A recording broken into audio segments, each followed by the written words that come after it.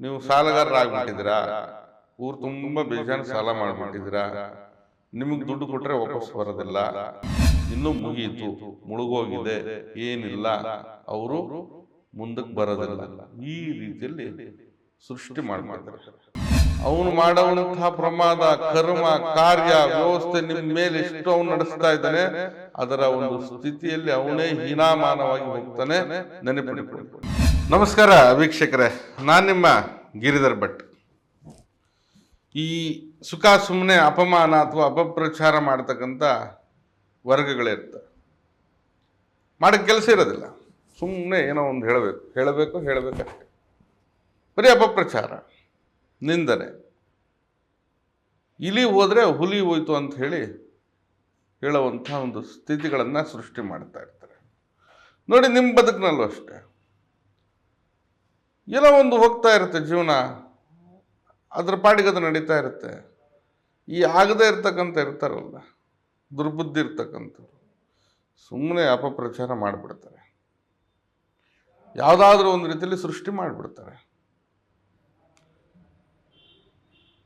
ಹೇಗೆ ಅಂದರೆ, ನೀವೊಂದು ಯಾರ ಹತ್ರನಾದ್ರೂ 100 ರೂಪಾಯಿ ಸಾಲ ತೊಗೊಂಡಿದ್ದೀರಾ ಅಂದ್ಕೊಳ್ಳಿ, ನೀವು ಸಾಲಗಾರರಾಗ್ಬಿಟ್ಟಿದ್ದೀರಾ, ಊರು ತುಂಬ ಬೇಜಾನ್ ಸಾಲ ಮಾಡಿಬಿಟ್ಟಿದ್ದೀರಾ, ನಿಮಗೆ ದುಡ್ಡು ಕೊಟ್ಟರೆ ವಾಪಸ್ ಬರೋದಿಲ್ಲ, ಅಥವಾ ನೀವು ಹಣ ಅಂತ ಎಲ್ಲ ರೀತಿಯಲ್ಲಿ ಕೇಳ್ಕೊಂಡು ಓಡಾಡ್ತಾ ಇದ್ದೀರಾ, ನಿಮ್ಮ ಪರಿಸ್ಥಿತಿ ಬಹಳ ಚಿಂತಾಜನಕ ಆಗಿಬಿಟ್ಟಿದೆ, ಇನ್ನೂ ಮುಗೀತು, ಮುಳುಗೋಗಿದೆ, ಏನಿಲ್ಲ, ಅವರು ಮುಂದಕ್ಕೆ ಬರೋದಿಲ್ಲ, ಈ ರೀತಿಯಲ್ಲಿ ಸೃಷ್ಟಿ ಮಾಡಿಬಿಡ್ತಾರೆ. ಸರಿ, ಅವರು ಸೃಷ್ಟಿ ಮಾಡಿದ ತಕ್ಷಣ ನಿಮ್ಗೇನಾರ ಸಮಸ್ಯೆ ಆಗುತ್ತಾ? ಖಂಡಿತ ಆಗುತ್ತೆ. ಆ ಸುಳ್ಳನ್ನು ಹೇಳಿ ಅದೇ ಒಂದು ರೀತಿಯಲ್ಲಿ ಸತ್ಯ ಆಗಿ ಜನಮಾನಸದಲ್ಲಿ ನಿಮ್ಮ ಬಗ್ಗೆ ಯಾರೂ ತಿರುಗಿ ನೋಡಬಾರ್ದು, ಆ ರೀತಿಯಲ್ಲಿ ಮಾಡಿಬಿಡ್ತಾರೆ. ಈ ರೀತಿಯಲ್ಲಿ ಸುಮ್ಮನೆ ಯಾವುದೋ ಒಂದು ಜಾಗದಲ್ಲಿ, ನಿಮ್ಮ ಜಾಗದಲ್ಲಿ ನೀವು ನಿಂತ್ಕೊಂಡ್ರೆ ಮನೆ ಮಾರಕ್ಕೆ ಇಟ್ಟಿದ್ದಾರೆ ಅಂತ ಹೇಳ್ಬಿಡ್ತಾರೆ. ಇಂಥ ಅಪಪ್ರಚಾರ ಮಾಡೋ ಜನ. ಯಾರೋ ಮನೇಲಿ ನಿಮ್ಮ ಮಕ್ಕಳು ಎಲ್ಲ ಒಂದು ಓದಕ್ಕೆ ಹೋಗ್ತಾ ಇರ್ತಾರೆ, ಯಾರ ಜೊತೆನೂ ಮಾತಾಡೋದು, ಆ ಹುಡುಗಿ ಹಿಂಗಂತೆ, ಆ ಹುಡುಗ ಹಿಂಗಂತೆ, ಈ ರೀತಿಯಲ್ಲಿ ಸೃಷ್ಟಿ ಮಾಡತಕ್ಕಂಥ ಅಪಪ್ರಚಾರದ ಶತ್ರುಗಳು. ಇವ್ರಿಗೇನಂತಂದರೆ, ತನ್ನ ಮನೆಯಲ್ಲಿ ಇವರು ಸುಮ್ಮನಿರ್ತಾರೆ, ಇನ್ನೊಬ್ಬರು ಮನೆಯಲ್ಲಿ, ಅಂದರೆ ಎಲ್ಲಿ ಶತ್ರು ಇದ್ದಾರೆ ಅವ್ರ ಮನೆಯಲ್ಲಿ ಏನೇನು ಆಗ್ತಾ ಇದೆ, ಏನೇನಿಲ್ಲ, ಆ ವಿಷಯನ ಕುತೂಹಲ ಅಥವಾ ತಿಳ್ಕೊಳ್ಳೋದು, ಅಥವಾ ಅವ್ರ ಬಗ್ಗೆ ಇವರು ಗುಪ್ತವಾಗಿ ಏನೋ ಅಂತಾರಲ್ಲ, ಗುಪ್ತಾಚಾರ ಮಾಡ್ತಕ್ಕಂಥ ಒಂದು ವ್ಯವಸ್ಥೆಯಲ್ಲಿ ಮುಳುಗಿರ್ತಾರೆ. ಮನೆಗೆ CCTVನೇ ಬೇಡ, ಇವರೇ ಸಾಕು ನಿಮಗೆ. ಇಂಥ ಜನಗಳು ಇರ್ತಾರೆ.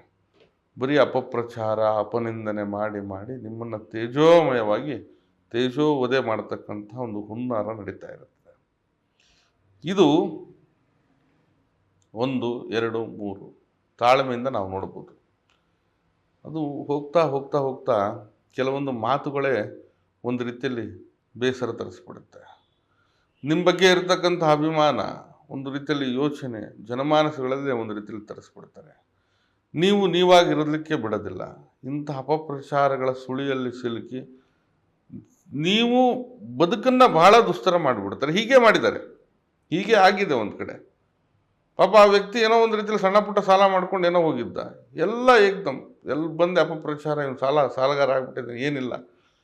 ಕೊಟ್ಟಿರೋರು ಜನ, ಮುಂದೆ ಅಲ್ಲಿ ಯಾರಾದರೂ ಸಹಾಯ ಮಾಡೋಕ್ಕಂತ ಬರೋ ಜನ ಎಲ್ಲ ಕೂಡ ಅಲ್ಲೇ ಪೆಂಡಿಂಗ್ ನಿಂತ್ಕೊಬಿಡುತ್ತೆ, ಸ್ಟ್ರಕ್ ಆಗಿಬಿಡುತ್ತೆ.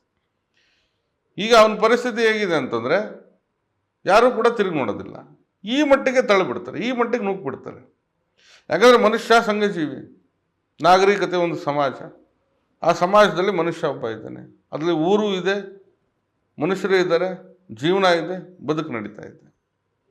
ಇಲ್ಲಿ ಒಬ್ರಿಗೊಬ್ರು ಆಸರೆ, ಒಬ್ರಿಗೊಬ್ರು ಬೇಕು. ಎಲ್ಲವೂ ತನ್ನಿಂದನೇ ಆಗುತ್ತೆ, ತಾನು ಮಾಡ್ಕೊಳೋದು ಹೋಗೋದಲ್ಲ, ಎಲ್ಲವೂ ಸಹ ಅನುಕೂಲಕರವಾಗಿ ಇರಬೇಕು. ಹೀಗೆ ಇಂಥದ್ರಲ್ಲಿ ಅಪಪ್ರಚಾರಗಳು ಇಂತಹ ಒಂದು ಸ್ಥಿತಿಗಳನ್ನು ನಿರ್ಮಾಣ ಮಾಡಿಬಿಟ್ರೆ ಪರಿಸ್ಥಿತಿ ಹೇಗಾಗಿರಬಾರದು ಯೋಚನೆ ಮಾಡಬೇಕು. ಎಲ್ಲ ಒಂದು ಮನೆ ಬಾಡಿಗೆಗಿದೆ, ಖಾಲಿ ಇದೆ, ಆ ಮನೇಲಿ ಏನೋ ಇದೆ ಅಂತ ಸೃಷ್ಟಿ ಮಾಡಿಬಿಟ್ರೆ ಆ ಮನೆಗೆ ಬರೋದಿಲ್ಲ. ಈ ರೀತಿಯಲ್ಲಿ ಯಾವುದೋ ಒಂದು ಮನೆ ಕಟ್ಟಿದ್ರೆ ಮಾರಬೇಕಂತ ಇದೆ, ಆ ಮನೆಗೆ ಹೋದರೆ ದರಿದ್ರ ಹಂಗೆ ಹಿಂಗೆ ಅಂತ ಹೇಳಿ ಅಪಪ್ರಚಾರ ಮಾಡಿಬಿಟ್ರೆ ಆ ಮನೆ ಯಾರು ತಗೊಳಕ್ಕೂ ಮುಂದೆ ಬರಲ್ಲ. ಹೀಗೆ ನೋಡಿ, ಇಂತಹ ಅಪಪ್ರಚಾರ, ಅಪನಿಂದನೆಗಳು ಜೀವನದಲ್ಲಿ ಶತ್ರುಗಳು ಇರ್ತಾರಲ್ಲ, ಇಂಥವರಿಂದ ನಡೀತಾನೆ ಇರುತ್ತೆ. ಇದು ಪೂರಕವಾಗಿ ಅಲ್ಲ, ಮಾರಕವಾಗಿ ಪರಿಣಾಮ ಬಿದ್ದುಬಿಡುತ್ತೆ. ಮಾಡ್ಕೊಂಡು ಹೋಗ್ಲಿ ಬಿಡ್ರಿ ಅಂತ ಹೇಳಿ ಸುಮ್ಮನಾಗ್ಬೋದು. ಆದರೆ ತೀರಾ ವೈಯಕ್ತಿಕವಾದಂಥ ಒಂದು ವ್ಯವಸ್ಥೆಗಳಿದ್ರೆ ಖಂಡಿತ ಯಾರಿಗೂ ಕೂಡ ಸಹಿಸ್ಲಿಕ್ಕಾಗಲ್ಲ. ಇವನು ಕೆಟ್ಟವನು, ಇವನು ಸರಿ ಇಲ್ಲ, ಇವನು ಹಾಗೆ, ಇವನು ಹಿಂಗೆ, ಏನು ಬೇಕಾದ್ರೆ ಹೇಳ್ಬೋದು. ಅದ್ರ ಬಗ್ಗೆ ತಲೆ ಕೆಡಿಸ್ಕೊಳೋದು ಬೇಡ. ನೀವು ಹೇಗಿದ್ರೆ ನಿಮ್ಗೆ ಗೊತ್ತಿದೆ, ನಿಮ್ಮ ಜೀವನ ಎಂಥದ್ದು ಇದೆ ಅನ್ನೋದು ನೀವು ಅರ್ಥ ಮಾಡ್ಕೊಳ್ಳೋಷ್ಟು ನಿಮಗೆ ಕೆಪಾಸಿಟಿ ಇದೆ, ನೀವು ಅರ್ಥ ಮಾಡ್ಕೊತೀರ. ತೀರಾ ಸಂಘರ್ಷಕ್ಕಿಳಿದು ವೈಯಕ್ತಿಕವಾಗಿ ಮನುಷ್ಯನನ್ನು ತೇಜೋವಧೆ ಮಾಡಿ ಅಪಪ್ರಚಾರಗಳನ್ನು ಮಾಡಲಿಕ್ಕೆ ಹೋದಾಗ ಆ ಮನುಷ್ಯನ ಒಂದು ಸ್ಥಿತಿ ಜಂಗಾಬಲ ಅಡಗುತ್ತೆ. ಈ ಕುತಂತ್ರಿಗಳ ಕುಯುಕ್ತಿಗಳಿಂದ ನಾಳೆ ಆತನ ಮನೆ, ಆತನ ಒಂದು ಜೀವನ, ಆತನ ಒಂದು ಪರಿಸರಕ್ಕೆ ಮಾರಕವಾಗಿ ಕಾಣುತ್ತೆ. ನೋಡೋ ಜನ ಇದೇ ಸತ್ಯ ಅಂತ ಹೇಳಿ ಬರೋದಿಲ್ಲ. ಆ ರೀತಿಯಲ್ಲಿ ಒಂದು ಮನಸ್ಥಿತಿ ನಿರ್ಮಾಣ ಮಾಡಿಬಿಡುತ್ತೆ. ಮುಂದೆ ಆ ಮನೇಲಿ ಒಂದು ಶುಭ ಕಾರ್ಯ ಇರುತ್ತೆ, ಆ ಮನೇಲಿ ಏನೋ ಒಂದು ರೀತಿಯಲ್ಲಿ ಒಳ್ಳೆಯ ಕಾರ್ಯಗಳು ಮಾಡಬೇಕು, ನಡೆಸಬೇಕು, ಜೀವನ ಮಾಡಬೇಕು, ಎಲ್ಲವೂ ಇರುತ್ತೆ. ಆದರೆ ಇಂಥ ಅಪಪ್ರಚಾರದ ಒಂದು ಸ್ಥಿತಿಗಳಲ್ಲಿ ಸಿಕ್ಕಾಕೊಂಡು ಬದುಕನ್ನೋದು ನರಳಾಟ ಮಾಡ್ಕೊಂಡು ಓಡಾಡುವಂಥ ಒಂದು ಪರಿಸ್ಥಿತಿ ಉಂಟು ಮಾಡುವಂಥ ಶತ್ರುಗಳು ಇರ್ತಾರೆ. ಆದಷ್ಟು ಇಂಥ ಸಮಸ್ಯೆಗಳಲ್ಲಿ ನೀವು ಸಿಕ್ಕಾಕೊಂಡು ಇಂಥ ಶತ್ರು ಪೀಡನೆಯಿಂದ ನೀವು ಬಾಧೆಗಳನ್ನು ಪಡುತ್ತಾ ಈ ಅಪಪ್ರಚಾರದಂಥ ಒಂದು ಕುಯುಕ್ತಿಗಳಲ್ಲಿ ಬಲಿಪಶುವಾಗಿ ನೀವು ನಿಂತಿದ್ದರೆ ತಂತ್ರ ಪರಿಹಾರದಲ್ಲಿ ಏನು ಮಾಡ್ಬೋದು ಅನ್ನೋದನ್ನ ನಾನು ತಿಳಿಸ್ಬೋದು. ಆದಾಗ್ಯೂ ಕೂಡ ಇಂಥ ಕುಯುಕ್ತಿಗಳನ್ನು ನಿಮ್ಮ ಬುದ್ಧಿವಂತಿಕೆಯಿಂದ ಸರಿ ಮಾಡಿಕೊಳ್ಳುವಂಥ ಒಂದು ವ್ಯವಸ್ಥೆ ಹೋಗಿ ಶತ್ರುವಿನ ಯೋಚನೆಗಿಂತ ಒಂದು ಪಟ್ಟು ಮುಂದೆ ಹೋಗಿ ಯೋಚನೆ ಮಾಡೋದು ಬಹಳ ಒಳ್ಳೆಯದು. ಇದು ನೆನಪಿಟ್ಕೊಳ್ಳಿ. ನೋಡಿ, ಈ ಸಮಸ್ಯೆಗೆ ಪರಿಹಾರ ಸ್ವರೂಪವಾಗಿ ಈ ತಂತ್ರ ನೋಡಿ, ಎಕ್ಕದ ಎಲೆಯ ಮೇಲೆ ಕಪ್ಪು ಮಸಿಯಿಂದ ಈ ಯಂತ್ರವನ್ನು ಬರೀರಿ. ಅಡ್ಡ ಮತ್ತು ಉದ್ದವಾಗಿ 4 ಕಾಲಮ್ಗಳನ್ನು ಹಾಕ್ಕೊಳ್ಳಿ. ಮೊದಲನೇ ಲೈನಲ್ಲಿ 1, 44, 1, 52. ಎರಡನೇ ಕಾಲಮ್ನಲ್ಲಿ 84, 4, 4, 53. ಮೂರನೇ ಕಾಲಮ್ನಲ್ಲಿ 3, 27, 68, 17. ನಾಲ್ಕನೇ ಕಾಲಮ್ನಲ್ಲಿ 1, 5, 31, 35. ಸಂಖ್ಯೆಗಳಿಗೂ ಶಕ್ತಿ ಇದೆ. ಸಂಖ್ಯೆಗಳಿಗೂ ತಂತ್ರಸಿದ್ಧಿಗಳನ್ನೋದು ಪೂರಕವಾದಂಥ ಒಂದು ವ್ಯವಸ್ಥೆಯಲ್ಲಿ ನಾವು ನೋಡ್ತಾ ಇರ್ತೀವಿ. ಬಹಳ ಸರಳವಾಗಿರ್ತಕ್ಕಂಥ ಒಂದು ಯಂತ್ರ. ಎಕ್ಕದ ಗಿಡದ ಎಲೆಯ ಮೇಲೆ ಕಪ್ಪು ಮಸಿಯಿಂದ ಈ ಯಂತ್ರವನ್ನು ಬರೆದು ಆ ಗಿಡದ ಎಲೆಯನ್ನು ಪೂರ್ತಿ ಸುರುಳಿಯ ಆಕಾರದಲ್ಲಿ ಸುತ್ತಿ ಅದನ್ನು ಒಂದು ನಿಮ್ಮ ಎತ್ತರದಷ್ಟು ದಾರವನ್ನು ತೆಗೆದುಕೊಂಡು ಆ ಸುರುಳಿ ಆಕಾರದ ಎಲೆ ಏನು ಸುತ್ತಿರ್ತೀರ ಅದಕ್ಕೆ ಕಟ್ಟಿಬಿಡಿ, ಅದಕ್ಕೆ ಸುತ್ತಬಿಡಿ. ಇದನ್ನು ಹಾಗೆ ಆ ಎಲೆಯನ್ನು ಒಂದು ಹುತ್ತಕ್ಕೆ ಹಾಕಿ, ಎಲ್ಲಿ ಹುತ್ತ ಇರ್ತದಲ್ಲ ನ್ಯಾಚುರಲ್ ಆಗಿರ್ತಕ್ಕಂಥ ಆ ಹುತ್ತಕ್ಕೆ ಹಾಕಿ ಒಂದು ಲೋಟ ಹಾಲು ಹಾಕ್ಬಿಡಿ. ಶತ್ರುವಿನ ಅಪಪ್ರಚಾರ ಅವನಿಗೆ ತಿರುಗುಬಾಣ ಆಗುತ್ತೆ. ಶತ್ರುವಿನ ವಿದ್ರೋಹ ಅವನಿಗೆ ಮಾರಕ ಆಗುತ್ತೆ.